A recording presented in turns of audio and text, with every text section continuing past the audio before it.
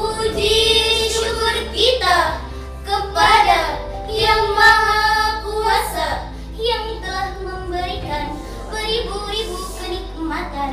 Dari nikmat yang terkecil hingga nikmat yang terbesar. Di antaranya nikmat iman, Islam, dan nikmat sehat walafiat. Salawat dan salam mudah-mudahan tetap tercurah limpahkan kepada Habib tertinggi, baginda termulia, yakni Habibana wa Nabiyana wa Maulana Muhammad sallallahu alaihi wasallam. Tidak lupa kepada keluarganya, para sahabatnya, dan mudah-mudahan sampai kepada kita selaku umatnya.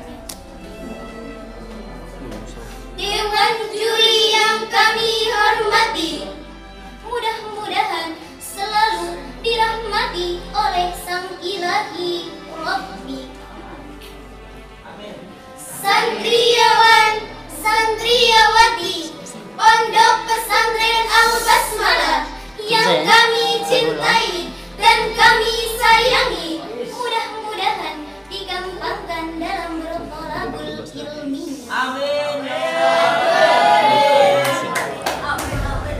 Insya Allah kami di sini akan mengangkat sebuah tema yang berjudul taubat. Apa itu taubat? Taubat menurut bahasa yaitu ar-ruju, yang artinya kembali. Maksudnya segala sesuatu yang kembali itu dinamakan taubat, namun itu menurut bahasa. Contoh, ketika kita berkumpul di tempat ini, secara otomatis setelah selesai acara ini kita akan kembali ke tempat kita masing-masing. Betul atau betul? Betul. Betul atau betul? Betul. Sedangkan taubat menurut istilah ar-ruju'u amma kana madmuman fi syar'i ila ma huwa mahmudun fihi. Kembali dari sesuatu yang diharamkan oleh hukum syara kepada sesuatu yang dianggap baik oleh hukum syara. Maksudnya, ketika kita melakukan sesuatu yang diharamkan oleh hukum syara, contoh seperti maling. Maling merupakan suatu pekerjaan yang diharamkan oleh hukum syara. Maka ketika kita ingin bertaubat memohon ampun kepada Allah, maka kita harus benar-benar menekadkan di dalam hati kita untuk tidak mengulanginya kembali. Karena sesungguhnya Allah mencintai hamba-hambanya yang bertaubat, sebagaimana dijelaskan dalam potongan ayat Quran Surat Al-Baqarah ayat 222. A'udzu billahi minasy syaithanir rajim. Bismillahirrahmanirrahim. Innallaha yuhibbut tawwabin wa yuhibbul mutatahhirin. Aku berlindung kepadamu ya Allah dari godaan syaitan yang terkutuk. Dengan menyebut asmamu ya Allah, yang Maha Pengasih lagi Maha Penyayang. Sungguh Allah mencintai orang yang bertaubat dan mencintai orang yang menyucikan diri. Hadirin yang dirahmati oleh Allah, kita sebagai manusia tidak mungkin luput dari kesalahan dan kehilapan.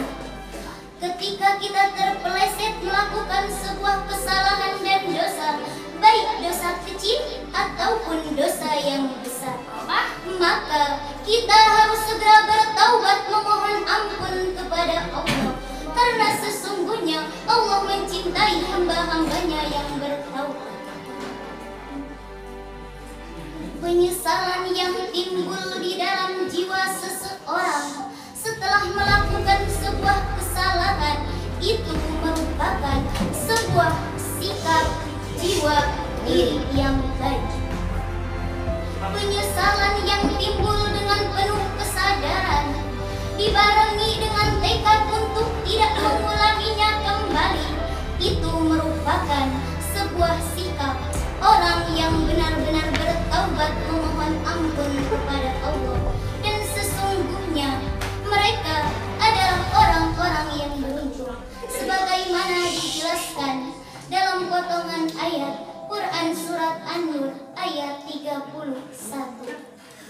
Wa tubu ilallahi jami'an ayyuhal mu'minuna la'allakum tuflihun. Shadaqallahul azim. Dan bertaubatlah kamu semua kepada Allah, wahai orang-orang yang beriman, agar kamu berubah. Maha benar Allah dengan segala firman-Nya. Hadirin yang dirahmati oleh Allah, kita sebagai umat muslim harus yakin seyakin-yakinnya bahwa hanya Allah lah yang maha pengampun dan maha penyayang. Sebesar apapun dosa yang telah kita lakukan, ketika kita benar-benar bertaubat memohon ampun kepada Allah, niscaya Allah akan mengampuni orang yang bertaubat tersebut. Karena sesungguhnya Allah mencintai hamba-hambanya yang bertaubat dan menyucikan diri dari dosa, sebagaimana dijelaskan dalam hadis, at-ta'ibu minad dambi kaman la danba lahu.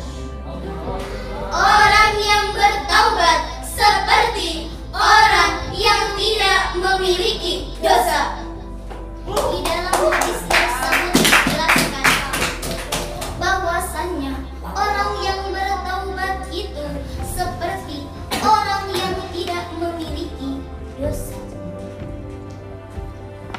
Ketika kita ingin benar-benar bertaubat memohon ampun kepada Allah, maka ada beberapa hal yang perlu diingat di dalam bertaubat.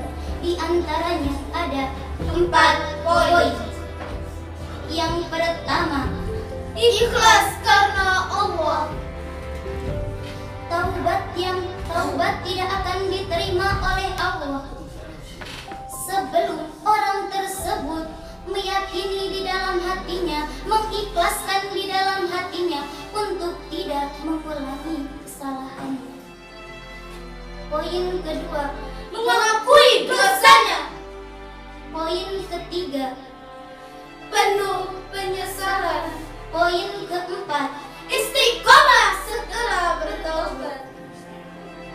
ketika kita sudah benar-benar bertaubat memohon ampun kepada Allah, maka kita harus benar-benar istiqomah berada di jalan Allah. Taubatlah taubat, wahai sahabat, jangan sampai kau terlambat. Ingatlah ingat, wahai sahabat, jangan sampai kau tersesat. Wahai sahabat, bertaubatlah sebelum terlambat, agar kamu tidak Tersesat di akhir. Kesimpulannya, bertaubat dari segala kesalahan tidak akan membuat seorang hamba terlihat hina di hadapan Yang Maha Kuasa. Justru itu menambahkan kecintaan seorang hamba kepada Yang Maha Kuasa. Mungkin cukup sekian yang dapat kami sampaikan. Akhirul kalam. Wassalam.